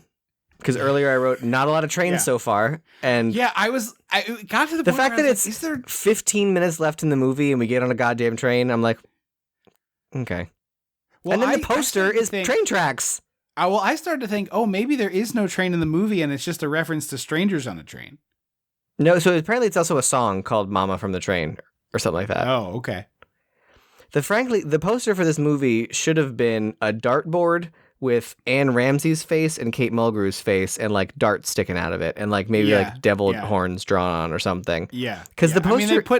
You put train in the title, people are, you put train on the title, people need a train in the third act. Okay, kid, let me tell you something about which is fine, but the poster is like, looks like planes, trains, and automobiles. Like they're like sitting on train tracks like, what are we gonna do? And it's like, that's not the movie. I gotta tell you, kid, audiences are gaga for trains these days. All they want, trains. You gotta put Lionel a train in the picture. Lionel Coinbank. Do you remember that? Does that spark anything in you? Not it was a weird commercial for the Lionel Train Company's coin bank that like looked like a track switcher, I think, or like what's the little, I think it's a track switcher or something. Yeah. And the jingle they came up with was just children chanting, Lionel Coinbank, Lionel Coinbank, Lionel Coinbank. And I was like, yeah, I know your train kids are going to buy it, but I am not going to buy it. This is weird. This is creepy. I'll have to find it. I'll have to try and find it on YouTube. Yeah. Also, he fishes his coin collection from like a loose board, and this is like a big thing. And that's why I thought it was worth money, because he hid it from her. Yeah, like how bad did you want a loose board to hide shit behind when you were a kid? Because it was like my dream to have a loose board. Or like a secret vent. You could pull the vent off of. I knew people who did that, and I was like, my dad would catch that.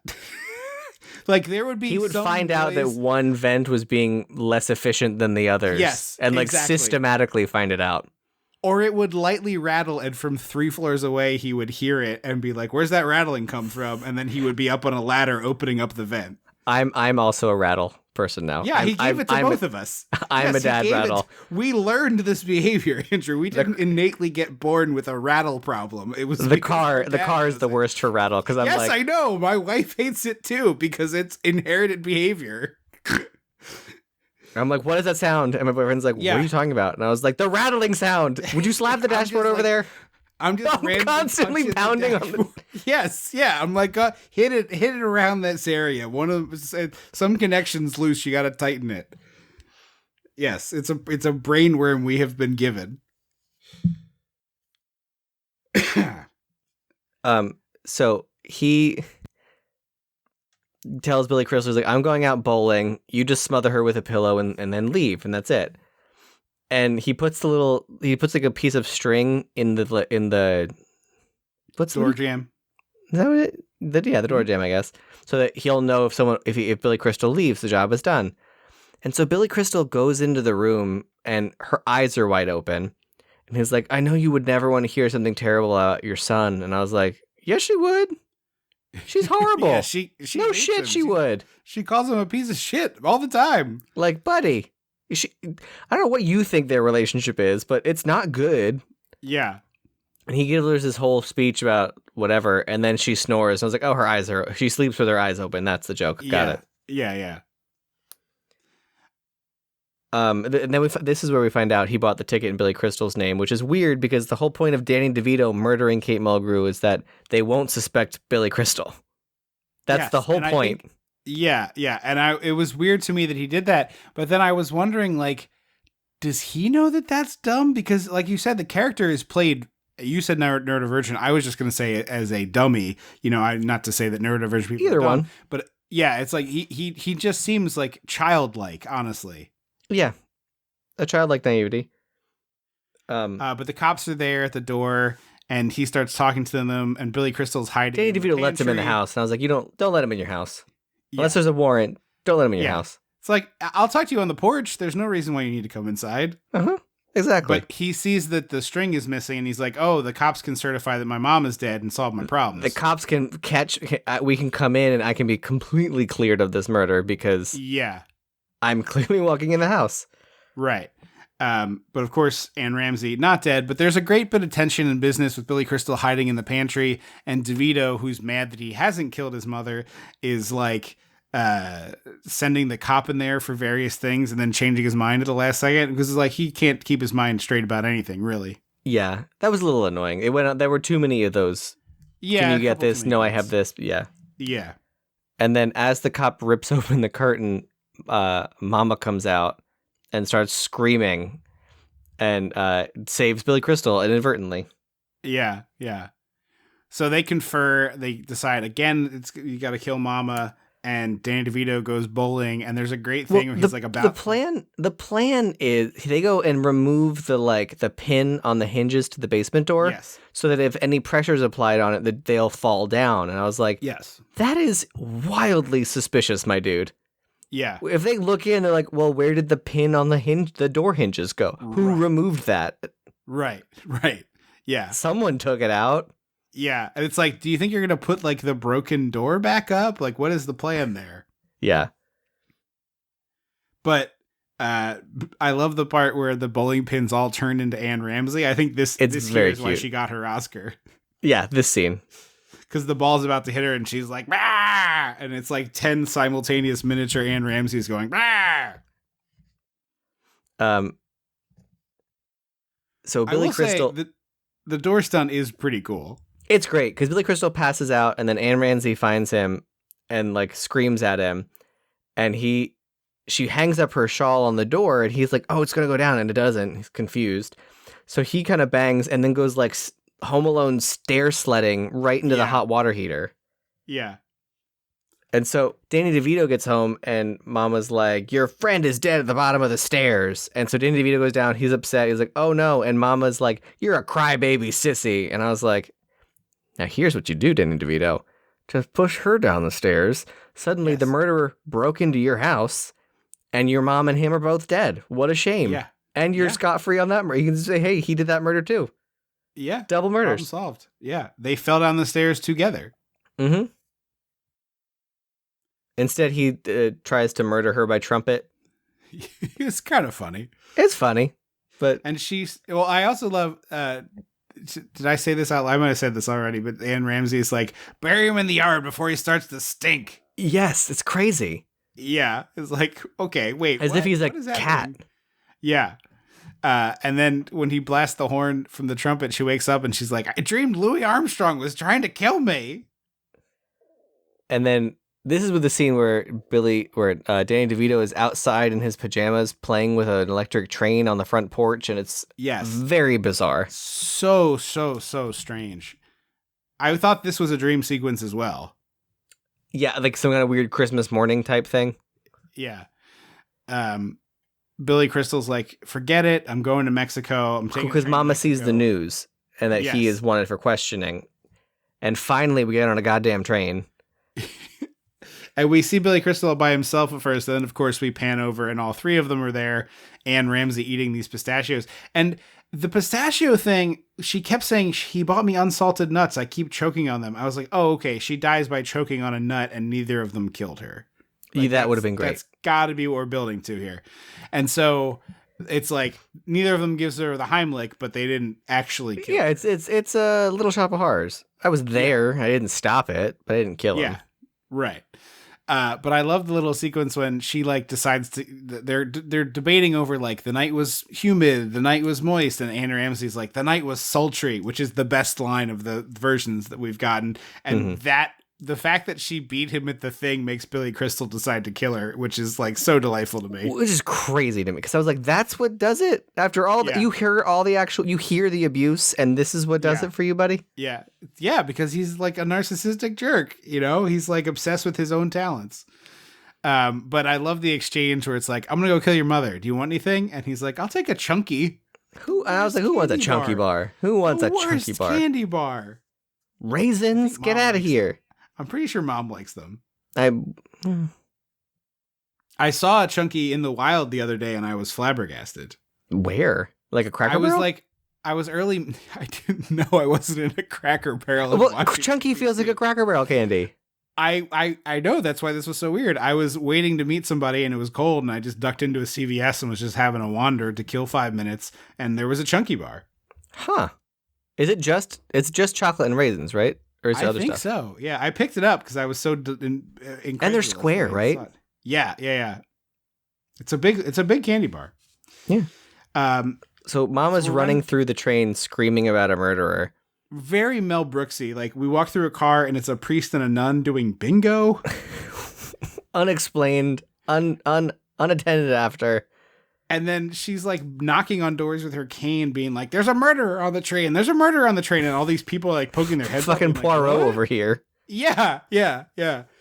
And then the funny part is like 25 people poke their heads out. And then when she like is screaming bloody murder 10 feet away, after being chased by these two men, no one comes to check out what's going on. Would you? I mean, yeah, I would be worried there was a murder happening. No, I'm good. Seems like their problem. To quote Wesley Snipes in Tu Wong Fu, there are times when you help people, and then there are times where if you help people, you get killed. I'm staying in my sleeper car. Ann Ramsey is dangling off the side of the train. Which, like, frankly, let her go. Yeah. She slipped. It's her own. Right. It was an accident. You had nothing to do also, with it. Yeah. She's just terrible. Yeah. Just terrible. And like a bunch of witnesses saw an old woman screaming about how there's a murderer on the train, and you could be like, yeah, she has dementia, you know? Mm-hmm. Like, very easy excuse to get out of this. And for some reason, Danny DeVito's now backed out of it. I don't know why he's decided. Because he's an abuse victim. Like Mm-hmm. But normally abuse victims don't get this far. Yeah. It's weird that he snapped back. You don't have to do anything and she'll die. It's like, okay. Yeah. Peanut. That's what it should have been. It should have been as she's doing the death becomes her wobble off the train, and they're like, Peanut or pistachio or whatever the hell nut it is. Pistachio. Yeah. We almost get a Hereditary. We do almost get a Hereditary. We come very close to a Hereditary. I hate how casually you throw around the most traumatizing part of that movie for me. Well, that was what I sent you was funny. Yeah, this is now just like Andrew makes jokes about Hereditary. Okay. You have to, otherwise it gets too serious and sad. And the time our mom almost put it on in Florida, and I was like, no, that's not for you. Yeah, hard pass. That is not. I was like, this is. NSFM. I know you like some spooky stuff. This is not that. Yeah. I was like, you would hate that so viscerally. Billy falls off the train instead. And then I was so mad. I was like, she lives and he falls off the train. Get out of here. Yeah. And then we cut to the hospital and turns out Kate Mulgrew fully alive. She just fell off a boat and now she's been rescued by a fisherman to whom she will marry. And sold the rights to her story for millions of dollars to Hollywood. $1.5 million. Yeah, I thought that was an awesome twist of the knife. We get another weird dream sequence where Billy Crystal tries to murder her and then is strangling himself at, I don't know. We cut to 1 year later. Well, he wakes up from that dream and starts frantically writing down the story of Throw Mama from the train. Yeah. Disgusting, misogynistic coffee table book guy got his fucking coffee table book published somehow, and I was mad. Yes. I was like, this universe sucks. I hate it.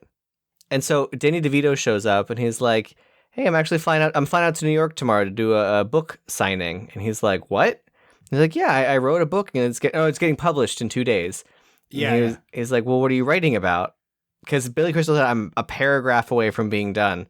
And he's like, oh, I wrote about our adventures with Momma. And I was like, yeah, no shit. He said he was in your class because he wanted to be a writer. You didn't think to check in, like, are you planning on, like, I'm writing a book about, like, come on. Yeah. And so he starts, like, strangling Danny DeVito. And then Danny DeVito shows him the book, and it's a kid's pop-up book, and he took out all the murder stuff, which I'm like, yes. So what did you write about? Instead of, it's just like a boy who has a friend, and then he has an adventure. An adult man who has a friend. It's very strange. And then they have a picnic with Momma, and then Danny DeVito's like, look, I put you and your girlfriend and me on vacation together at the end. And I was like, huh? Why is that part of it? And then, of course, we cut to it. And I was like, oh, because Danny DeVito's a genius. And he made 2 weeks of this shoot in Hawaii because he was filming the movie. Uh-huh. Billy Crystal's book gets published and the movie just kind of stops. Yeah. We're like on the beach and we're talking and like and then there's like a ton of ADR razzing from Billy Crystal, which is where he calls Danny DeVito a buoy with hair. And then he says he's a whale that's going to get harpooned. Yeah, but I was like, the movie just kind of stops. It's like it ran out of steam. And I was like, oh, okay. Yeah, it's very weird. You are exactly right in describing it just fizzles.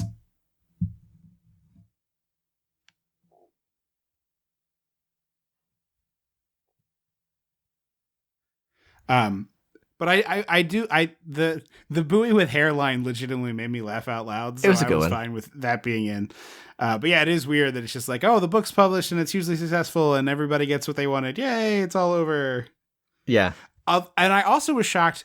He asked how Momma is, and he's like, she's dead. And he's like, oh, and he's like, no, natural causes. I wanted him to say she choked on a pistachio. Like, I was waiting for the punchline. Like, you gave me Chekhov's pistachios. Like, oh, she choked on those pistachios when I was bowling.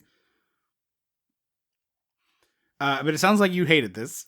I didn't hate it. It needs more work than I was expecting from this. Yeah. For me personally. Yeah, I thought it was pretty funny. Like I said, I was kind of went into this with low expectations. I picked it because we've had a lot of fun with Danny DeVito, and I was looking for something light, to close out the year. Short, and I wasn't in the mood for doing a Christmas thing, so I was like, "Oh, this is a fun-looking comedy. Let's give that a whirl." And I dig this. I think this is recommendable because it's so short and so breezy. There's like a lot of fun here. Well, apparently, what happened was they wanted to use Strangers on a Train, and I guess Universal had it, and they were Paramount, and Universal was like, "We'll give it to you if you give us the rights to make the Arthur sequel." And they were like, "All right," and so. In exchange for using some scenes in Strangers on a Train in this movie that was wildly successful, they got to make Arthur 2 on the rocks, which tanked. Yeah. Because, like, the Arthur story was sort of a one and done. Yeah, we didn't need more of that. I have not revisited it. I'm sure it would be, like, at best a problematic fave at this point, but I remember seeing the movie when I was young and thinking it was funny. Yeah, it was in the weird swash of Mom's British invasion movies. It was like Harold and Maude and Arthur. Uh-huh. Yeah. Mom's British invasion of movies is a funny way to put it. Yeah, I think the thing with Arthur is like you probably wouldn't find a falling down drunk funny anymore. No, that's true. And like most of what's funny about Arthur is like he's so piss drunk all the time he's like falling out of car. Like he's rich and is in the backseat of a car and they like open the door and he just like pours out of it like he's liquid. Yeah. But it's like it was funny then. I don't know if I would still find it funny. But I can't imagine as someone who liked Arthur and found it inexplicable when they decided to remake it with Russell Brand. Yeah. The idea that they thought Arthur 2 was going to be a big smash is just hilarious to me. That's the 80s. Yeah. So I'm going to give this a recommend. I think it's funny. I think Danny DeVito is a very talented director, and I really enjoy watching his stuff. I think it's like delightfully weird, and I wish he did more. I'd love to see him tackle a horror movie or another children's project like Matilda. I think he's got the right chops for weirdness and really like it. So good, fun, weird. Yeah. Like we said at the top of the show, don't forget to check out patreon.com/dissectingthe80s. Like I said, Lethal Weapon episode will be up sometime soon this month, if it's not up already by the time this episode comes out. And then on Christmas Day, we put up our annual Christmas commentary, which is always a secret until we reveal it that day. That's a syncable commentary track, although people have told us they don't watch the thing and just listen to it, and it still can be enjoyable. So that's a fun little add-on there as well, a little bonus. And it's not necessarily a Christmas content. Correct. Yes, it is just on Christmas. It is the Christmas present from us to you. I don't think we have done any Christmas content. No, we did Kid Safe the video. Something. Oh, the other thing was Christmas. It was the Muppet Family Christmas. You're right, special. Muppet Family Christmas. Yeah. So sometimes it's Christmas and sometimes it's not, but it's just a syncable commentary we do to close out the year. But going forward, it'll be the even numbered months will be bonus episodes on Patreon. And then obviously the show will remain bi-weekly on the main feed. So a lot more content there to share with you. And then as we've had for a long time, our stretch goal there, if we hit it, we'll do monthly bonus episodes on Patreon.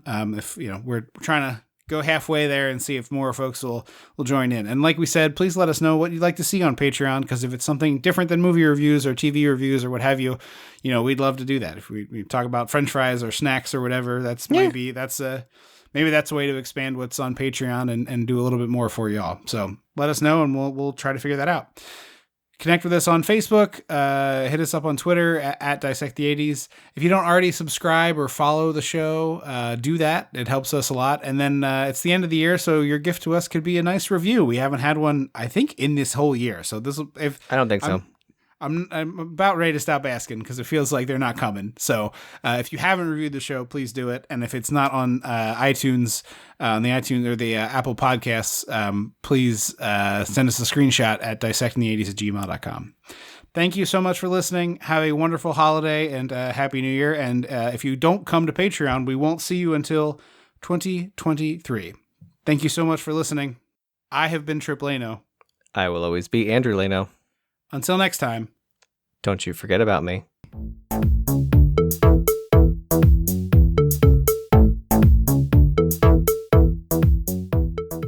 Dissecting the 80s is a Chum Some of This production.